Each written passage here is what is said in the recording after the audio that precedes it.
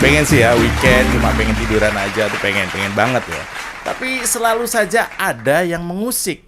Baru aja mau istirahat nonton kartun, tiba-tiba ada babi. Aduh, ada aja ya. Ya, karena babinya itu cuma dateng, nggak ganggu. Ya mau diapain lagi? Lagian babinya juga sopan. Jalannya aja nunduk. Nggak ada kan babi dangak kan nggak ada kan nunduk aja. Babi itu yang haram itu bagi kaum muslimin adalah kalau dimakan. Kalau cuma lewat depan rumah, ya masa ia mau kita ganggu? Mana gede banget lagi. Babi jalan di depan rumah, menunduk, nggak banyak suara. Jalan juga di pinggir di bagian pinggirnya, aman lah, nggak ada yang ganggu. Biarkan dia lewat dengan tenang. Dia juga makhluk ciptaan Tuhan. Babi lewat depan rumah aman.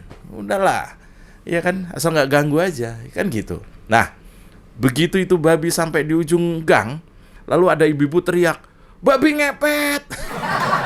Habis itu babi diuber-uber orang sekampung. Karena merasa diuber, jelas babi yang tadinya jalannya santai mendadak kabur, lari kenceng banget. Dan larinya lurus. Babi bukan tipe hewan yang gampang terpengaruh. Dia lari dengan lurus. Nabrak pagar, pagernya yang roboh. Iya. Nabrak motor, motornya yang rubuh. Nabrak ormas, ormasnya menghindar karena ini ormas nasionalis. Jadi jadi babi aman. Masih lari tuh, dikejar orang-orang. Lari. Ada yang bawa golok, bawa kayu, ada juga yang bawa wartawan. Nah, yang nguber babi sambil bawa wartawan ini semacam sekali dayung 2-3 pulau terlampaui. Kan? Babinya dapet, tapi popularitas juga naik. Ya, ada yang bawa golok, ada yang bawa kayu, bawa media, ada yang bawa bumbu. Yang bawa bumbu ini oportunis namanya. Dia tahu endingnya. Babi ini kalau nggak masuk kali, pasti masuk kuali.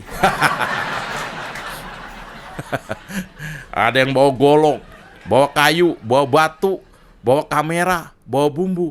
Ada yang bawa nasi. Ini pasti kawan saya nih, si Leiku yang dari Tarutung nih. Dia tahu aja kalau ada rezeki ini, tahu dia. Nah, begitu babi itu ketangkep, ternyata berubah. Tadinya hewan yang dicurigai sebagai babi ngepet dan nyaris dihakimi massa, lalu mendadak berubah jadi sejenis masakan yang sangat populer, yaitu rendang. Ini luar biasa. Bagaimana caranya yang tadinya babi yang hidup utuh mendadak jadi sejenis masakan siap santap. Padahal untuk jadi rendang, langkah pertama adalah cuci bersih daging, potong sesuai selera, beri perasan jeruk nipis, lalu cuci lagi. Lalu setelah itu, haluskan bumbu, lalu tumis bumbu halus dengan serai. Lalu daun jeruk, daun salam, kayu manis, dan juga lengkuas dimasukkan sampai matang. Jangan lupa masukkan daging, aduk rata, lalu masukkan santan. Masak dengan api kecil sambil sekali diaduk. Dan boleh ditinggal sambil buka-buka sosial media. Begitu ada yang heboh soal masakan daging rendang dari daging babi sampai dipanggil polisi, segera saja masukkan garam, kaldu, jintan, merica, dan juga gula merah. Diamkan hingga bumbu meresap dan airnya menyusut. Kok jadi begini ya? Baru kali ini saya buat konten kuliner. Ya, tadi itu saya mau cerita soal yang heboh di sosial media. Ada orang jualan menu masakan rendang babi. Rendang daging babi maksudnya, di Kelapa Gading, Jakarta Utara. Nah, gara-gara ada satu orang sok agamis, karena memang dia ustadz mungkin ya, saya nggak tahu, tapi agak kurang logis. Karena mendadak babi ini jadi ngetop dan trending topik.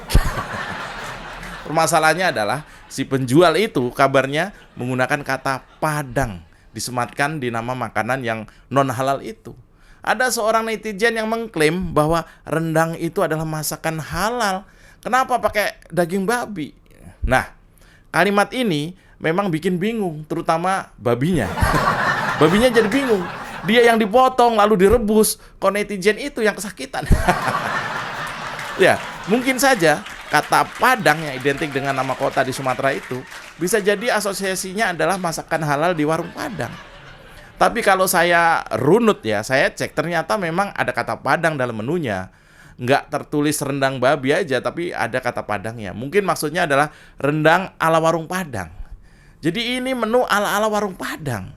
Komposisinya, bumbu rendangnya mungkin maksudnya mirip gitu ya.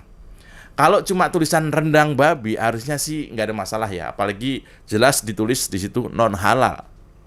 Di Jakarta ini, kalau non halal memang nggak banyak yang minat. Tapi kalau non bayar, tuh baru rebutan. Ya, balik ke masalah rendang tadi ya. Ada yang protes memang. Kalau saya lihat sih menyarankan jangan gunakan bumbu rendang. Karena rendang sudah sangat identik dengan warung Padang. Dan itu dagingnya biasanya pakai daging sapi. Padahal kita tahu ya, soal menu khas daerah, dari dulu nggak ada yang protes. Kita tahu sate Madura itu sangat populer. Ada juga sate Tegal, juga sangat populer. Ada juga sate babi di Bali, juga sangat populer. Dan di sana itu, orang udah biasa-biasa saja, nggak ada yang protes. Warga Madura nggak protes ada sate babi, meski ia punya menu sate Madura. Lalu kawan-kawan Hindu juga nggak protes, meski ada sate sapi. Padahal sapi disucikan dalam agama Hindu. Ini yang namanya toleransi. Bukan sedikit-sedikit mengerahkan ormas atau massa ya. Ya. Saya juga muslim, saya tahu kalau ada makanan yang tidak dibolehkan oleh agama yang saya anut, ya saya nggak makan, selesai. Yang mau makan dan jualan, saya nggak ada hak menghalangi. Modalin aja enggak, masa mau menghalangi atau melarang-larang. Ya, soal menu rendang babi ini sudah sangat offset menurut saya. Nih, yang pertama adalah ini jadi presiden buruk ketika makanan di stigma seolah-olah punya agama. Apa agamanya rendang? Apa agamanya pecel Madiun? Atau apa agamanya rujak bebek? Nah, isu soal rendang ini pertama kali diangkat oleh orang yang bernama Ustadz Hilmi Firdausi, yang kemudian dikecam oleh banyak netizen karena dinilai lebay, tanpa cek dan recheck. Karena ternyata warung ini sudah tutup sejak 2 tahun lalu. Kemudian juga caci maki di sosial media kepada pemilik rumah makan itu, yaitu saudara Sergio, menurut saya juga sudah berlebihan.